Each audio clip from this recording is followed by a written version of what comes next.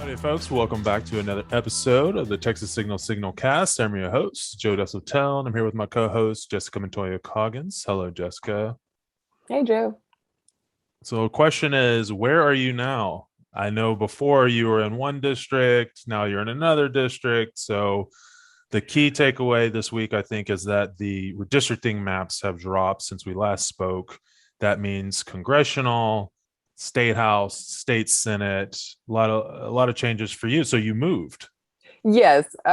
So I am in a different congressional district. I'm in a different state Senate district, and I am in a different state House district. So I think that's the Yahtzee there. Yes. I have moved.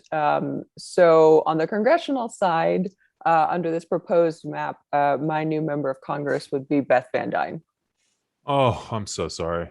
I Moment of silence for you. I know, I know. Please pray for me. But Gosh, it's yeah, I mean, awful. a lot of people found themselves in this situation. And first off, it was very difficult. So the maps that they uploaded, it takes a little while for it to pixelate and for you to kind of figure out where things are. But I believe 1 million people in Houston now have different congressional districts. I know in DFW we had a lot of things. Our colleague David Leffler had a pretty funny look at sort of the 8 strangest looking congressional Hmm. districts, the way they're sort of contorted. We used to joke that Dan Crenshaw's old seat, I think you mentioned it was like Bart Simpson coming out of a genie bottle. But we've got some really, really funky looking things on this. So yeah, that's my plight right now. I know a lot of people are also in the same boat. So we will see. Now these maps have yet to be certified, and there's certainly several. There's been some lawsuits that have been filed, and there'll probably be many more.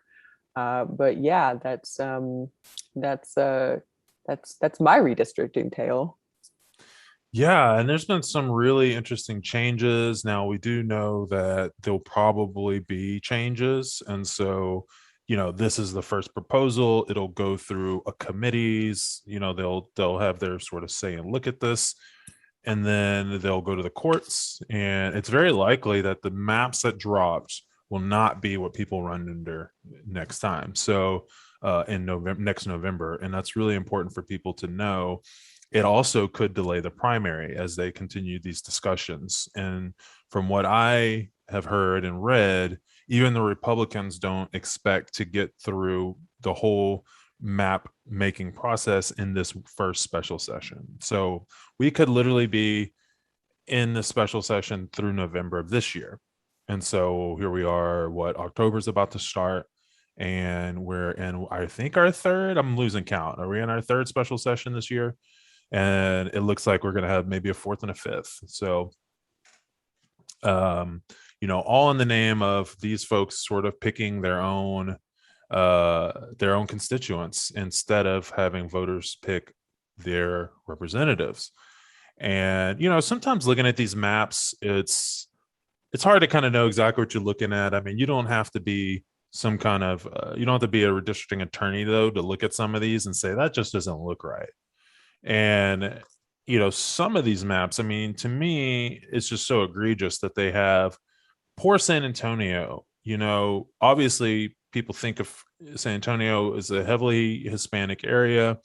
The stat that everybody was throwing around before the maps drop was that 95% of the growth in population was by people of color, black and brown people. That's something you were saying a few weeks ago. And you look at what they did to San Antonio to break up their power and representation. And they have multiple districts that go all the way to the border. And that's kind of the way it was now. They have one that goes up to Austin to break up San Antonio and to create one Democratic district split between part of Austin and then part of San Antonio, and a little strip down 35 in the middle. And then there's several offshoots from San Antonio that go all the way, believe it or not, all the way to like Big Bend, to El Paso County, and then all the way south down to Laredo into the Rio Grande Valley. That one was referred to as the Fajita Strip.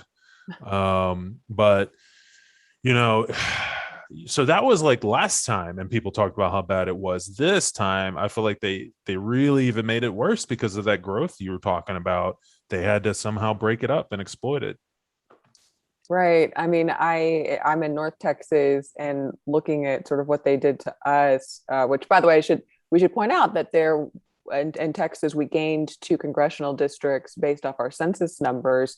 Those went to Houston and Austin. Austin is going to have possibly the most Democratic pro-Biden seat in the entire country. I believe it's like Biden plus 52. They just created a huge sink there, and it is majority Anglo there. And in North Texas, we did not get any congressional district, but they sort of carved things up a bit like a pumpkin, is how I like to think of it. Mm-hmm. The, Tis the there's season. it's the season. There's some of the fastest growing areas that was also discovered from the census: Plano, Frisco, some of those areas in Collin County, which in the congressional race in 2020, they actually voted for a Democrat, a woman named Lulu Sekeli. She was running against Van Taylor. A lot of those precincts now, they're actually in a district up closer to with Paris, Texas, basically. So it's I think David Leffler referred to it as an elephant trunk because it's just like this strange looking thing. But yeah, so that's sort of like what they did there.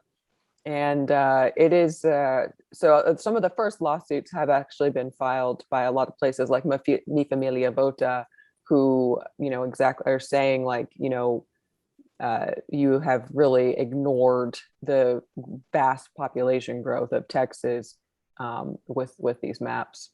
Yeah. And I mean, this headline from the Texas Tribune really says it all. Texas House proposes map that increases Republican strength and decreases Black and Hispanic majority districts. And, just a few years ago, this tells people how important the Supreme Court is, that, we had the thing called the Voting Rights Act, and certain provisions of the Voting Rights Act required states like Texas to preserve majority opportunity districts. So it may not even be a majority Black or Hispanic district, but if it was enough, like say 30 or 40%, to create an opportunity for that type of representation, that it should be upheld and should not be, as they say, cracked or packed, in the terminology that's used in the redistricting sort of jargon. And essentially, packing would be like you mentioned in Austin, where you create a sink of Democrats, where you basically say, okay, look, we know there's a bunch of Democrats here, so we're going to make a super Democratic district and just put as many Democrats into this one district as we can, so that we can pick off all the other parts and dilute the rest of the Democrats that are kind of out there and create as many offshoot Republican districts stemming out from that urban area as possible. And it's a really poor practice when it comes to actual representation, but that's not the goal here. The goal is to shore up, Republicans. The interesting thing that I found in the maps is that it doesn't seem, because of the way the growth is, yeah, they're increasing Republican strength, but they are not necessarily creating new Republican districts. Now they would if they could, but by the time they shore it up their incumbents, there wasn't a lot left to like carve out and make new districts. So that's in some ways the silver lining of the bad districts they've drawn. Right. And I think a lot of people have pointed that out. Again, that comes at the expense of diluting a Black and Latino representation. Mm-hmm. But if you were sort of on the national scope looking, because with the midterm election, it's very possible the US Congress flips.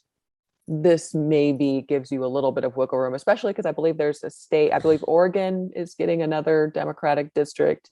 In New York, they're able to, they have a majority there to Democrats to do stuff there, and their new governor is, I believe, actually she's taking a hands-on approach to that. but it is, yeah. So what I mentioned that those precincts from Collin County that are now, up with like Paris, Texas. So that district, so that congressional district actually goes from like Trump plus 30 to something like Trump plus 18.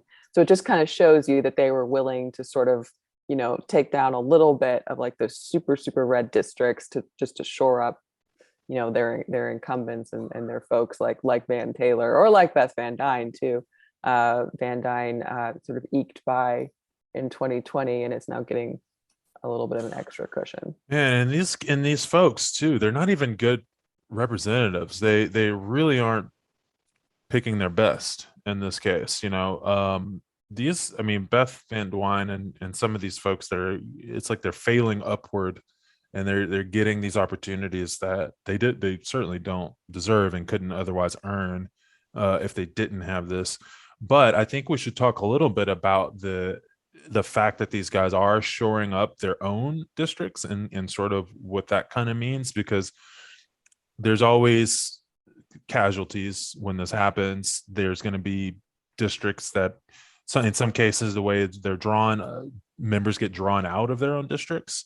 And in this case, there are only 3 sets that I've been able to see so far of members who have been paired together, and they're all from the same party. So there are 2 sets of Republicans that have been paired together.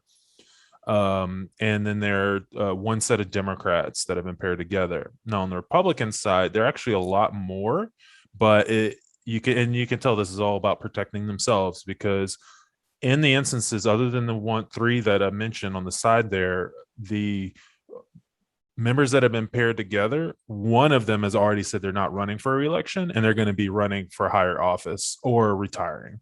Yeah.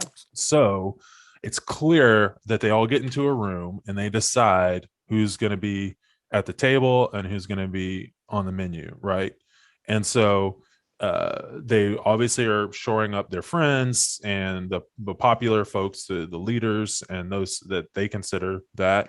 And then in some cases, there are folks who get the short end of the stick. So wanted to talk a little about those folks. So in the census, which this is all based on, El Paso sort of got the short end of the stick on the census count. And if we remember in the early days, earlier this summer, when the Democrats left and went to DC, and then there was a trickle of some of them coming back, and everybody was upset about it. And we pointed out that a couple of these folks that came back may have an ulterior motive other than they're just tired of being in DC, or they, think that Democrats shouldn't be doing this. But in fact, it could be that they were trying to save their own hides in their own districts because redistricting was the next item. And we get a little bit of evidence to that effect, because the first three that came back and were seen on the floor were Joe Moody, who was the Speaker Pro Tem from El Paso, Mary Gonzalez of El Paso, and then James Tallarico. So let's take the 2 from El Paso right now, because El Paso got shorted in the census, all the members from the delegation in El Paso were all kind of like afraid for their own future. And as it turns out, the ones that came back got to keep their safe seats, and they end up pairing 2 Latina representatives who stayed out and stayed in DC and fought for voting rights till the end. They paired them together. And so that is kind of what we predicted would happen. And I think people should know that this stuff goes on. And these are the types of things that representatives, even if, the line should be that you represent your district, they'll send you back. But in this case, these folks represented their districts, and other people are saying they can't come back. And I think that is, it's a very unsavory thing. This isn't what democracy is supposed to look like. There are multiple bills that have passed the U.S. House. They are probably going to languish in the U.S. Senate thanks to the filibuster and Joe Manchin and Kristen Sinema. But there is an opportunity to have stopped this And I'm sad to say that that is unlikely to happen, barring some huge Mhm. miracle. Yeah. But And, I don't see that on the horizon. and Senator Sinema, to me, it's extra egregious. Like, I know, we don't want to give Joe Manchin a pass at all. But the thing about Sinema is that she's actually from what is now becoming a Democratic state. And on top of that, ground zero for this audit nonsense. And her own state, which she represents the entirety of, went through a huge fiasco and has been the center of this conversation on voting rights and the recount and the audits and all this nonsense that they just came out and said there's nothing wrong with the count. In fact, Joe Biden actually got more votes, a handful, like 100 or something, and he is the winner of Arizona. And this is happening in her home state. And Does he get she's, does he get a free trip to the Grand Canyon on like his fifth or sixth time he wins Arizona? I know, yeah, you would think he'd get something. Hopefully, a new senator from Arizona. That would be even better. But Well, our friend from Texas, Chuck Rocha, who was a big advisor to Bernie Sanders, he has a PAC, Nuestro PAC. They actually just announced they're starting a new initiative. It's called Run Ruben Run, to encourage Congressman Ruben Gallego to primary Kirsten oh, that Sinema. would Now be amazing. that wouldn't be until 2024, but Oh, it's if you unfortunate. are interested, check out Nuestro PAC. He is it's interesting when our own Joaquin Castro, congressman from San Antonio, was thinking about leadership moves, thinking about maybe running statewide in Texas. A lot of the sort of undercurrent of the conversation was, well, he's doing so well in Congress, he has a lot of leadership potential, and then but really sort of his contemporary competition in that for Democratic leadership was the member you just mentioned, right? And so it's interesting that if he were to go into the Senate, that might encourage Joaquin to stay in Congress and continue to move up the leadership ladder. Mhm. So anyway, that's just sort of an aside, but it's just an interesting thing since you mentioned that. And I certainly hope that in 2024, Cinema, she needs to be primaried. She is just awful. I mean, I hate that too. I thought, when she was running, I was obviously very excited that she had a chance to win, and she beat Martha McSally again. And then it's just been such a disappointment. I actually met her when she was running, and there was something that I found like a little off-putting about her. But at the time, I was like, okay, well, just she's got to win, so Yeah, whatever. I just, yeah, brush that aside. But I do come back to that where I was like, you know what, she is a strange person, and I don't think you she can is. actually pinpoint any sort of policy or some sort of conviction there. I think she's just kind of a jerk. Yeah, right. I mean, she seems like a self promoter who's on, obviously she's been raising gobs of money off of her behavior and being like, oh, I'm the most important vote because nobody knows what I'm going to do. I'm not going to sort of stand with the Democrats or try to get Joe Biden's agenda passed. I'm she just definitely seems to be there for herself. And I thought it was cool. Like, she's quirky. She whatever, she'll dye her hair crazy colors or wear, which to me, it's nice to see a little bit of color there in Congress and people be a little bit outside of the complete mainstream. But the reality is what you said, which is like she kind of just seems like a jerk. So I don't really care what color your hair is, like, or your sexuality. Like, it's great to have some types of representation, but at the end of the day, if you're not representing the people who voted you in, then what are you doing there? And I saw a picture this morning of her like sipping some drink for breakfast or whatever, and somebody zoomed in on her ring, and it just said "fuck off" on her ring, and it's just like, what, and her dancing at the, as she votes down like Democratic legislation on the, yeah, like that kind of stuff is not cool at all. Not cool. Kristen Cinema, go with the program, or just go away, like, honestly. So yeah, that's really unfortunate. uh I don't know. we talked about redistricting. This kind of led to this conversation, but I think back to Texas and who else is going to run. There's been a couple of announcements. Matt Dowd has announced, and he's been talking about running for a while. He is a Bush era consultant. Was to have the kind of I mean, it says a lot that a Bush era Republican would now be running as a Democrat in the state of Texas. I guess it could be a fair amount of personal opinion changing, evolving, and then also the Republican Party evolving and changing. What do you think about Matt Dowd and him running for lieutenant governor? Yeah, I mean, I think that he certainly had been sort of testing the waters on this. He was a Democrat for many years. He worked with Ann Richards. In fact, when he announced Cecile Richards, the daughter of Ann Richards, who was the former president of Planned Parenthood, she pretty much endorsed him, the candidacy. So that was very eyebrow raising for folks. We technically don't really have another candidate. Mike Collier is still in the exploratory committee. So Matthew Dowd is actually our That's first pretty funny. candidate Yeah. for lieutenant governor. Mhm. I think, he certainly has a national profile, which, that can maybe be a little tricky here in Texas. But Yeah, that's a great point. The national profile thing, I think, is more likely to hurt very liberal Democrats. Whereas because they'll do the fundraisers, the natural fundraisers in Hollywood and New York, and then they'll get a bunch of crap for that. But hey, where do people with money live? Okay, so go there. Thank you.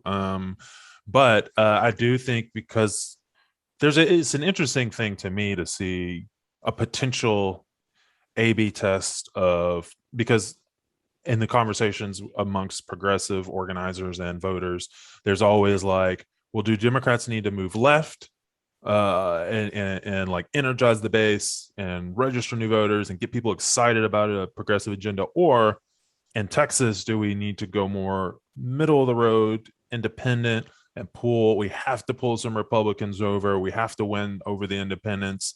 So there's always that argument, right? And I feel like if nothing else, regardless of who you're voting for, if we end up with Beto at the top and Matt Dowd as lieutenant governor, it'll give us some more insights into whether, you know, how meaningful those things are. And it'll put a test to some of the arguments that people make about who's going to appeal better in Texas. Yeah, no, certainly. And I definitely also think that we're still sort of waiting for some other folks to maybe toss their hats into this ring. Mm-hmm. Um, there's always still even that persistent Matthew McConaughey rumor. And apparently Yeah. Woody Harrelson was up in DC yesterday and he met with Nancy Pelosi. So maybe the other actor from True Detective was also thinking. I don't. I would be, yeah, it'd be hard for me not to love Woody Harrelson. I'm actually a huge fan of him. I saw some movie he was in the other day. Actually, I can't remember what it was, but I had the thought of like, oh, everybody talks about Matthew McConaughey, but nobody's mentioned him. Now, what he would be like, I have no idea. Like, I have no idea. Maybe ag commissioner. I think he would be good at that. Yeah, that's what I was saying. Something to do with marijuana. It would have to be like his straight up like policy is just going to be like my policy for government is legalize weed.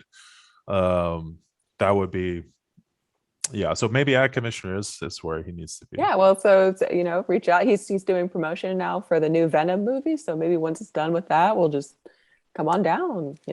I'm glad you mentioned that because I plan to buy tickets for that. So yes, there's a Texas connection to that since Woody Harrelson is one of the stars of the movie. But so there are other folks, as you mentioned, who are thinking about running. We don't have I don't have a lot of names, but I did read a piece that was done in the Signal just a few days ago with Royce Brooks of Annie's List, who is there to essentially recruit and support and train female candidates. And she, said that they are continuing that effort. And she didn't have any names to drop to us, but that they're obviously out there, hoping to encourage and that we will see more female candidates because at the statewide level on the Democratic side, it's actually pretty much white dudes that are, putting their hat and their name out there. And for whatever it's worth, I think it's important to note that redistricting, the mid-decade redistricting that happened in 2003, the entire effort that Tom DeLay, who at the time was like number three guy in Congress, but from Texas, from Sugar Land, came to Austin, demanded that the legislature redraw the line so he could have more friends in Congress, and he did it successfully. But one of the main goals of that was to eliminate all the white Democrats over 40. We call them WD-40s, white Democrats over 40, and essentially paint a picture. It's very insidious, obviously, but to paint a picture that the Democrat Party is for the brown people and the black people. If you're a white person like me, like, you're a Republican, like, don't be silly, right? And so the way they thought they could do that was by drawing out all the white Republicans. Now, of course, at the time, we were still under the Voting Rights Act, and so it would have been much more difficult for them to get rid of minority Democrats. But it also played into this sort of this racial sort of thing that they were playing around with. And so, if nothing else, because people, and Joe Bowen, always mentions like a bunch of white dudes at the top, blah blah blah. We need to see some other folks, and I don't disagree with them, but I will say the sort of the other side of the coin here is that we haven't driven out all the white Democrats, and there are a lot of white Democrats, and we do need them because they're still 40 something percent of the state of Texas, and we're not going to win without a good number of them. And so I think the best thing for us is to have a diverse slate of candidates. And I think that has to include white dude or white woman or whatever. I think it would be good for us, our state. I guess hot take, for us to have a diverse up and down the ballot, slate of candidates. Yeah, and there are, we've heard a few names bandied about for various positions, attorney general, land commissioner, stuff like that. That's true. Yeah. But we will see, as we mentioned, it looks like these maps may take a while to get sorted out. So the primary date is scheduled for March. I think most folks think that the likeliest date is May, but we will see. Yeah, that's what I'm hearing as well. So Abbott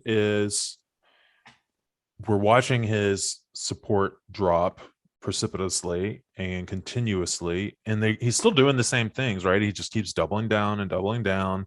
He's getting pulled to the right by Don Huffines and Alan West and these folks who are challenging him. And the great news, and I think we mentioned this last show, but it seems like Fox News is giving a platform to his right-wing challengers, which of course is pushing him to the right, which is of course their whole idea and point of doing that.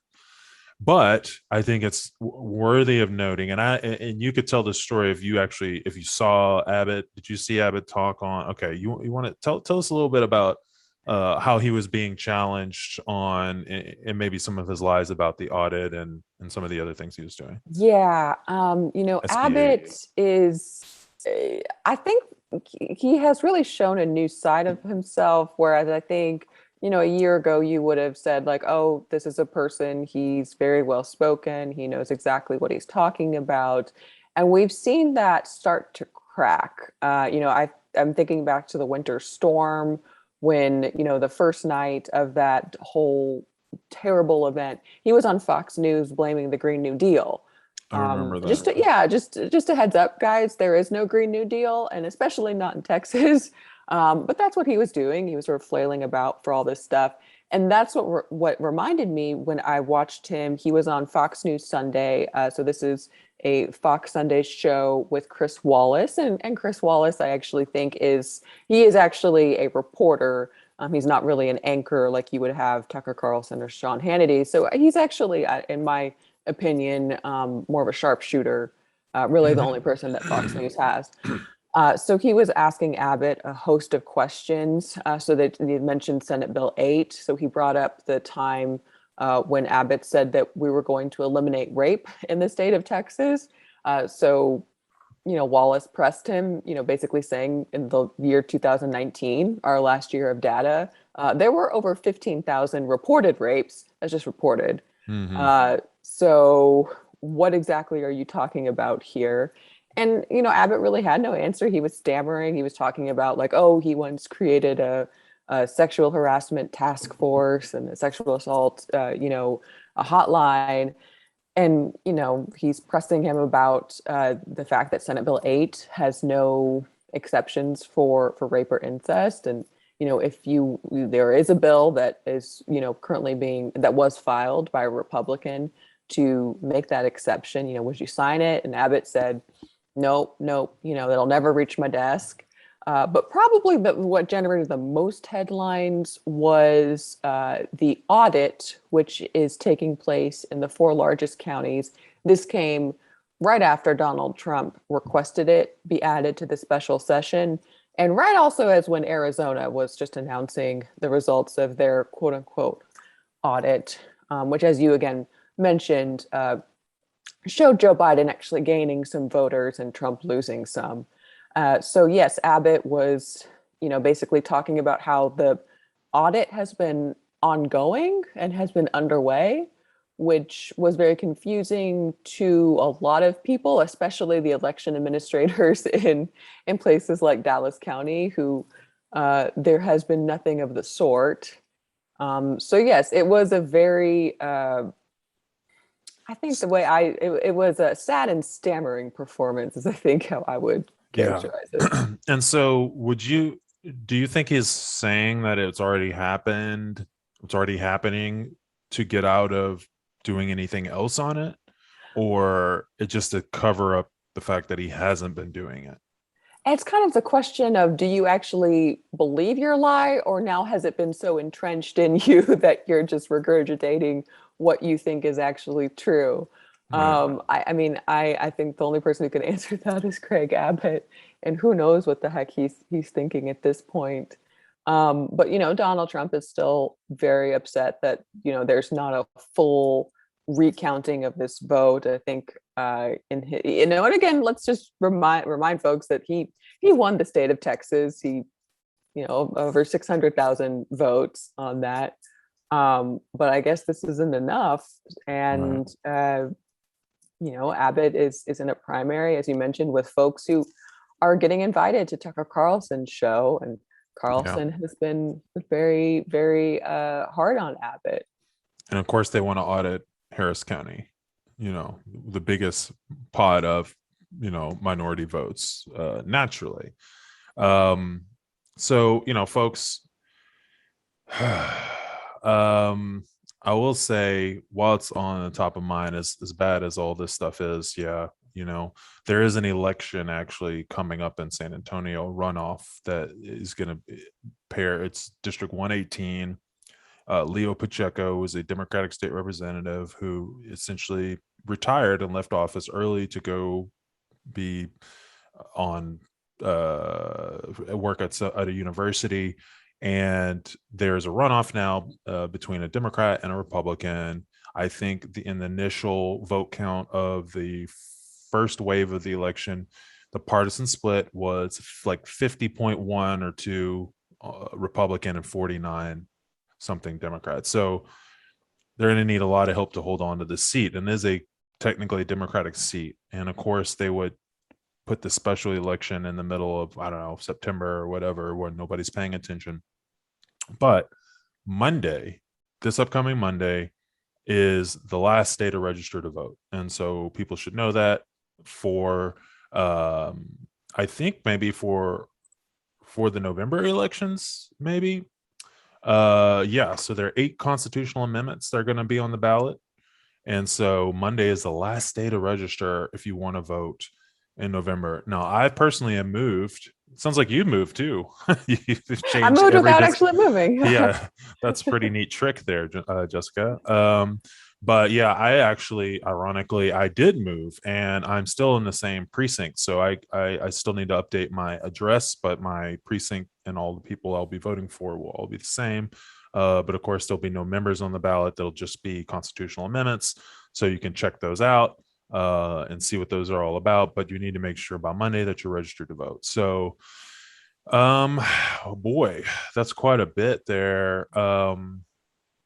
I don't know. I guess between now and Monday, there's the Women's March on Saturday, which is Yeah. relevant in all these discussions we're having about SB 8 and what it means to sort of have your power taken away and your voice reduced when you're a majority of the population. Yeah, a lot of our, there's testimony at the Senate and the House about Senate Bill 8. A lot of groups from Texas made Mhm. the trip up. A lot of, folks we talk with a lot, Jane's Due Process, Texas Equal Access, Planned Parenthood, but they're going to be flying right back, for this Women's March. If you're in Houston, the hosts of Top Chef will be at your march too, because the new season is filming there.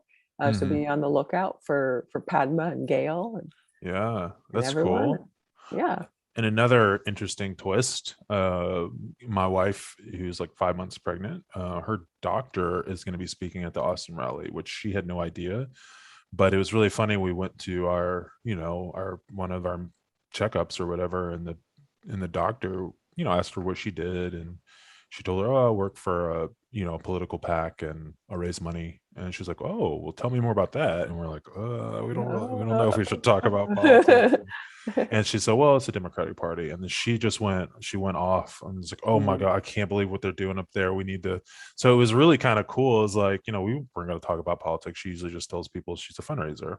And then, so not to get into it, but she was like very much wanted to talk about it. And because this is right after the SB 8 had passed, right? And so she Mhm. is, I don't know the technical term for the doctor. I'm kind of embarrassed. I don't know the technical term of the doctor, a woman's doctor who is Oh, overseeing the OBGYN. pregnancy. Yes. So I didn't know if that was right. I didn't want to say that. But anyway, so that's her doctor. And she's turns out we just look at the speaker list and like her name's on there. So that's kind of cool.